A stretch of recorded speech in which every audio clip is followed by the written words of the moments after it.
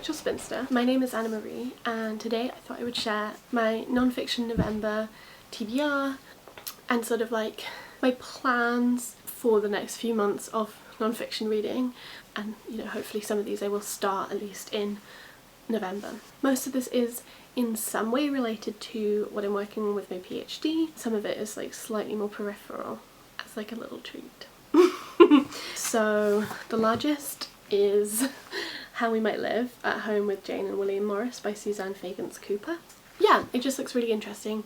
I'm not super interested in William Morris because I think he was just like really misogynistic and like what's it when you're like not like parochial but like just like patronising, and yeah. But I am interested in his wife Jane Morris, who was also like a pre-Raphaelite muse, wasn't she, I think? And also I'm interested in his daughter May Morris, who was like a big embroiderer and developed a lot of like British embroidery techniques and just like a craft. So hopefully this book will kind of talk more about the women in his life than focus on William Morris. But yeah, I think it should be interesting.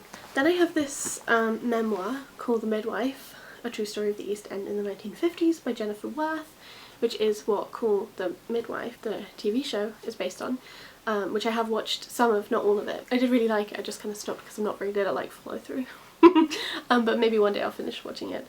It's also because it's like very intense, because it's literally about being a midwife and birthing lots of babies. But yeah, I thought it would be interesting to read this, somewhat in terms of like thinking about the history of midwifery, because I think that might be useful. Obviously it's quite a bit later, but like that's fine. Then I have Lost in Work, Escaping Capitalism by Amelia Horgan, which is in that great Pluto Press Outspoken series, I think is what it's called. And yeah, I actually got two more, Tangled in Terror and also Border Nation, I think is the other one I got, which obviously I hope to get to soon. But this is, I need to read lots of things that are about Marxism, capitalism, that kind of thing, so this is like a nice thing to check out and will hopefully be useful, but also I'm sure it'll be interesting. Then we've got this book which I showed also recently. Oh wait, I didn't even say the best part. Like the reason why I bought the 3 Outspoken books is because I got like a 50% off offer. So I was like, obviously I'm gonna take you up on that offer. Yeah, anyway, so then back to this book, which I have spoken a little bit about, and the reason why it's tabbed already, although you actually can't really see that, is because I think I'm gonna read just like the tabs sections, so just like the first chunk, which will be during my era. I mean obviously like I'd love to read the rest of it too, but I think considering I'm not very good at reading non-fiction books, making it as like easy as possible, it's good. Then I actually have a couple books that either I'd like to reread or read more of, or sort of like read more in full I guess, or yeah, just kind of go over. So I'd like to reread Dreamers of a New Day, Women Who Invented the 20th Century by Sheila Rowbotham.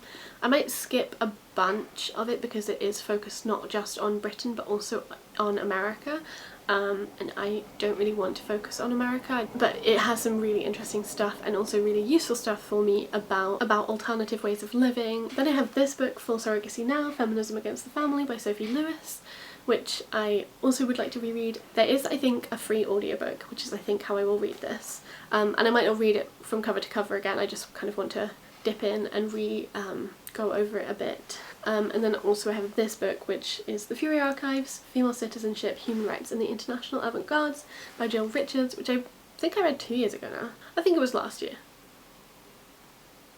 Maybe. And this I don't want to read from cover to cover, there's like a specific chapter that I definitely want to reread, which is I believe called The Art of Not Having Children, and which is kind of about like feminist readership and like creating feminist subjects who are active in response to sort of birth control knowledge, education, like sex education, that kind of thing, because it's really fascinating but also I think it's relevant. And then lastly I have Wisps of History, Producing Public and Private Politics in the Turn of the Century British Novel by Eileen Cypher.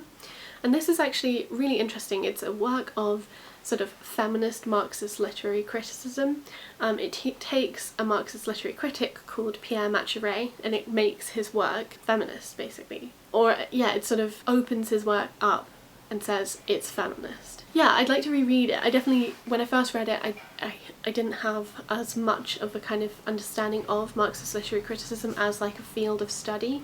And I mean, I'm not, you know, great at it or anything, but I have been working on that and I've read a bit more and, you know, whatever. I have, I guess, more of like a overview sense of it now, and so I'd like to return to it, especially the introduction, which is where she kind of lays out her methodology, and then also maybe like dip into the other chapters. So yeah, those are all of the books that I would like to in some capacity read in November / the rest of the year / for a little while. I think these three are the ones that I'd most like to get to, specifically Lost in Work and Call the Midwife. Yeah, but I think that's everything. I will leave a link. Oh, I didn't talk at all about like who Nonfiction November is by or anything like that, so I will leave a link to the host and everything else in the description box. There are some prompts. There are 4 of them. One of them is definitely secrets. I think one of them is actually Border, so you could read Border Nation. I don't remember any of the others, and obviously I haven't like matched up my reading to the prompts. Yeah, and it's run by a book olive. But like I said, I will leave like links and information about it in the description box so you can check it out. Cool, I hope that you are having a nice day when you watch this, and I will talk to you when I next talk to you. Bye!